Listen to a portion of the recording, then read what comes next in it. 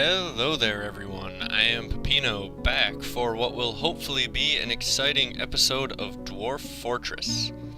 Now, last episode, if you remember, we breached the caverns down below, and then kind of got distracted a little bit. Well, I happened to look back and noticed this. Remember all those crundles that were the reason that we breached the cavern? Well, they found their way into our little breach there, made their way up and into a bunch of the cave traps that we set a long time ago, back when we dug these tunnels. So, we captured a whole herd of them, along with a giant rat. Now, all of these animals are being safely moved up to the brand new animal training facility that we just had installed. And there they will be converted into their new environment and made friendly to our dwarves and all of that good stuff. Now, the nice thing about crundles that has me really excited here is, first of all, they're really cool. They're these little red imp-like dudes that I really enjoy. And then, second of all, they lay eggs in large numbers. They're much better egg producers than these turkeys that we currently have, so we can effectively replace our turkeys with crundles if we want to. Also, I have I built, or told them to build another floor and just floor off this whole top level.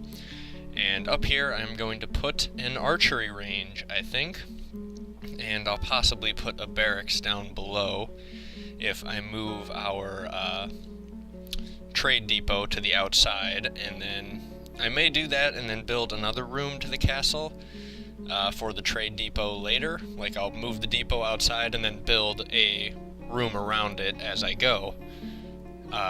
But that is for the future. But basically my plan is going to be, if our Marks dwarves train up here, they should be able to shoot down at any invaders outside, I think. And then if any get inside, they can come down to the second level here and shoot down into the middle at them there. And then if they are down there and we put our barracks there, whoops, what just happened? Anything? No, okay. If they are down here inside, our barracks are currently right in here. But if we move them out here, that'll be even better. And yeah, everything looks good. This should be a pretty good to defend fort. Now, especially if we raise the drawbridge, which will keep just everybody out until our Marks dwarves hopefully shoot them all.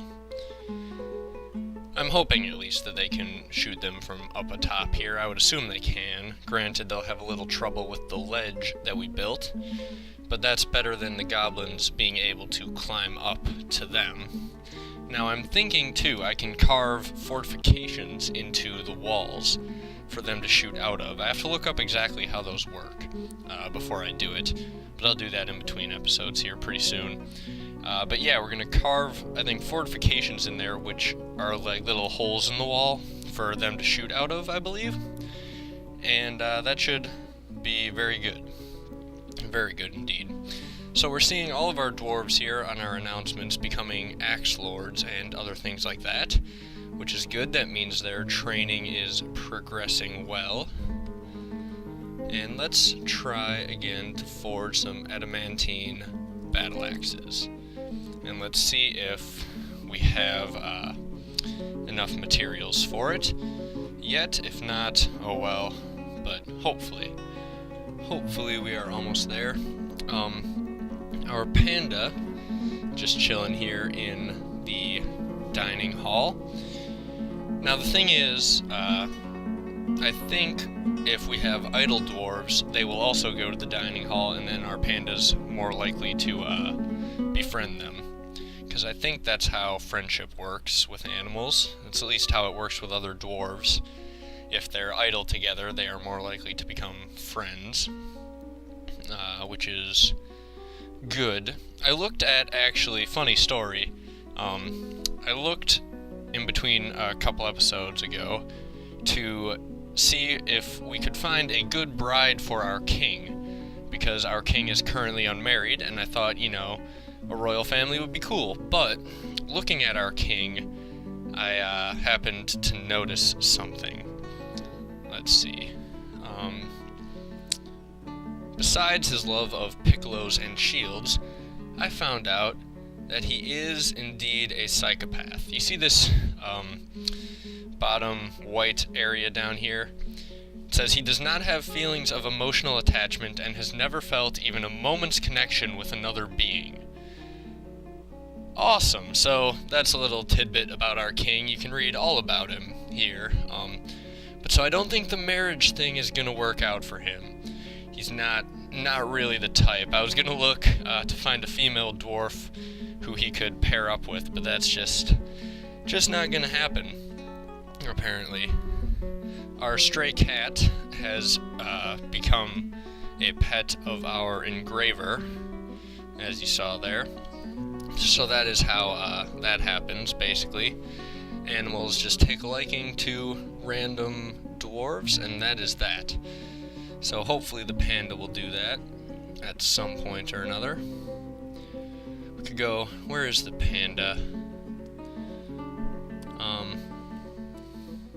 Whoops. If we go take a look, oh, actually we should take a look at our crundles as well. But let's see. I was gonna try find the panda and follow it so we could have panda cam. But if we look here, our crundles are being placed in these cages along with the giant rat, and we have them set to be trained by any available training dwarf, so that is going to be good. Now, what happened here? What is this? I'm just wondering why it's showing up on the layer below here. That's a little weird, and when I click over it, it disappears. Huh. I'm guessing that's some sort of little bug. Oh well. We will continue on. And yeah, I set a couple of our animals to be slaughtered that we didn't really need. You know, get that meat. Let's see, can we make any soap? No, we can't. Alright.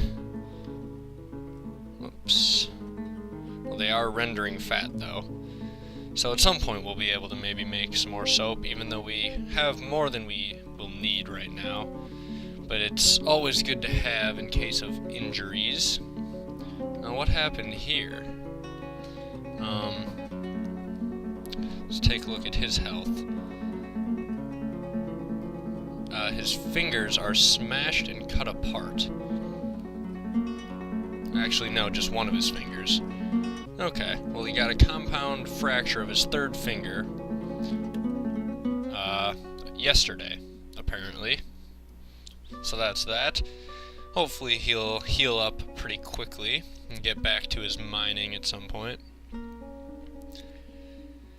And yeah, everything is progressing along nicely. Let's hope that we can train up these crundles sooner rather than later. I should probably set more dwarves to just animal training, but we'll see. Looks like someone is feeding them at least, if not training them. And we have 7 crundles that we caught. And hey, look at that. We now know a few facts about crundle training, so they were training them, and we are slowly progressing. Let's see. If we take a look... Oh, actually, let's see. We got a couple of them semi-wild now, rather than completely wild, so that's good. We are, in fact, progressing, and in no time we will be master crundle trainers and maybe even domesticate the whole species. Now, I don't know if this actually works, but it's at least planned to be added to the game eventually, I think, where if you domesticate a species and send a breeding pair to the mountain homes, you can then embark with that species because you've tamed it or whatever. I think at least something, or at least some system similar to that. So you're supposed to be able to tame animals, and then if you do, you'll be able to use them on future embarks. And since we are the mountain home, if it's in this version, if we can tame crundles, to a high level, I would think maybe we'll be able to embark with them next fort that we do. So that would be pretty cool. That would definitely be pretty cool, because they're a lot cooler than turkeys, in my opinion. This is what they look like. If you didn't get a good look at them, we'll zoom in here. This little red guy. And if we view him, they're tiny underground monsters with large claws and horns. It walks on 2 legs and is dangerous when encountered in large numbers. We got a few males and a few females. Their scales are crimson and their eyes are black, and the picture is a pretty good little description of them. So that's that. That is Crundles, and that is hopefully going to be the first animal that we can domesticate here at Bermidor. Okay, so I got to Panda Cam, as I was hoping to do, and I also, as we watch him wander around, I also noticed, while I was paused, that we also captured a giant cave swallow down in the cavern, so I moved that to our animal training room as well. I'm not as excited about that one. I don't know if it'll really do much of anything. I'll have to look them up, see if they're really good for anything or not. Maybe they lay eggs. I suppose swallows would lay eggs, but can they carry coconuts is the real question. So Panda Cam isn't actually as exciting as I thought. He's kind of just wandering around the hallway and doing nothing, which is unfortunate. I guess, although I should have known, because pandas are pretty much known for specifically doing nothing most of the time. The construction is coming along slowly here. We are, though, replenishing our limestone stockpile, so that's good. Our yak farm is going well. And let's see how the Crundles are doing. Where are they at? Right here. I suppose if we look... Oh, hey, hold on. I just saw an important announcement.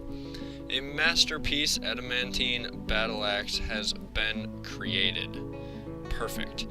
Now, what I want to do is look at our military and our legendary axe dwarf commander here.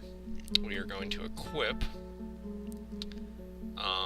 our commander with a, let's see, a weapon, a specific weapon, and we will take, oh, I guess the adamantine battle axe is already, it was red. I don't know if that means it's already claimed or what, but either way, hopefully he didn't just get no weapon now. It says he's got it. He's got the little check mark, so it says he's got it, so that's good.